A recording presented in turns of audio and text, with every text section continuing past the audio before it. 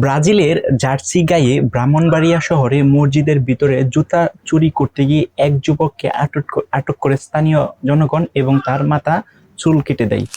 এখন এই যে ঘটনাটা ঘটছে সেটা হচ্ছে ব্রাহ্মণবাড়িয়ায় ঘটছে। এখন এই ব্রাহ্মণবাড়িয়ার একটা এলাকার মধ্যে একটা স্থানীয় মসজিদের মধ্যে সেখানে যে মুসল্লিগণ অর্থাৎ মুসলিম যারা নামাজ পড়তেছিল তখন হচ্ছে জুতাগুলা বাইরে ছিল এবং যে যুবক এই জুতাগুলো চুরি করতে গেছিল তার গায়ে হচ্ছে ব্রাজিলের একটা জার্সি পরা ছিল। এবং এক পর্যায়ে যখন এই জুতাগুলো উনি চুরি করতেছিল তখন হচ্ছে স্থানীয় মানুষ যারা আছে বা মসজিদের ভিতরে যারা আছে বা চারপাশে যারা আছে তারা কিন্তু দেখে ফেলে এবং তাকে কিন্তু আটক করে এবং আটক করার পর তাকে শাস্তিমূলকভাবে তার মাথার চুলটা যেন আছে সেটা কেটে ফেলে দেয়। এখন এই যে এটা করার পর এটা কিন্তু একজনে ভিডিও করে এবং ভিডিও করার পর এটা কিন্তু সামাজিক যোগাযোগ মাধ্যমে কিন্তু আপলোড করে দেয়। সো এই ভিডিওটা আপলোড হওয়ার পর কিন্তু ব্যাপকভাবে এটা কিন্তু ভাইরাল হয়ে গেছে।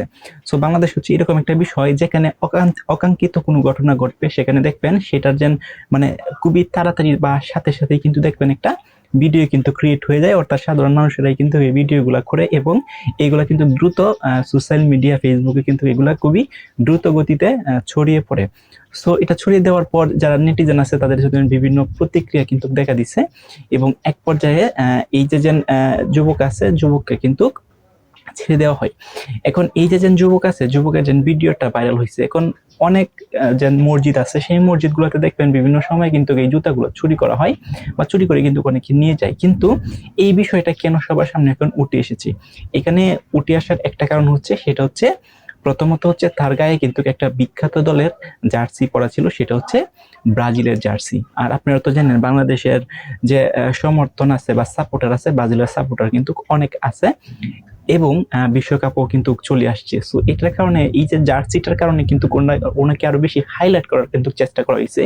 এজ এ রেজাল্ট এই ভিডিওটা যখন সামাজিক যোগাযোগ মাধ্যমে ছড়িয়ে পড়ে তখন কিন্তু যারা আর্জেন্টিনা সমর্থন আছে তারা কিন্তু এটাকে আরো বেশি বেশি শেয়ার দিচ্ছে, আরো বেশি বেশি ছড়িয়ে দেওয়ার কিন্তু চেষ্টা করছে। এটার কারণে কিন্তু এই ভিডিওটা কিন্তু অনেক দ্রুত গতিতে কিন্তু ভাইরাল হয়ে গেছে। সো এক পর্যায়ে হচ্ছে সাংবাদিকরা ব্রাহ্মণবাড়িয়া থানার ওসির সাথে যোগাযোগ করে ওসিও বলছে যে হ্যাঁ আমরা হচ্ছে একটা ভিডিও দেখি সামাজিক যোগাযোগ মাধ্যমে ব্যাপক পরিমাণ ভাইরাল হয়েছে।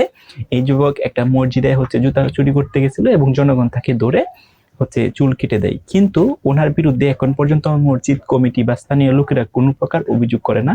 এটার কারণেই ওই যুবকের এগনিস্টে বিরুদ্ধে গিয়ে কোনো আইনগত ব্যবস্থা উনি গ্রহণ করতে পারতেছে না। বাট যদি ওনার বিরুদ্ধে এখন যে মসজিদ কমিটি আছে বা জনগণ আছে তারা দুই জায়গায় কোনো অভিযোগ দেয় তাহলে উনি আশ্বস্ত করছে যে এই বিষয়টা আরো খতিয়ে দেখবে যে আসলে ঘটনাটা কি হয়েছিল। সো আপনাদের মতামত কি একটু কমেন্ট করে জানান।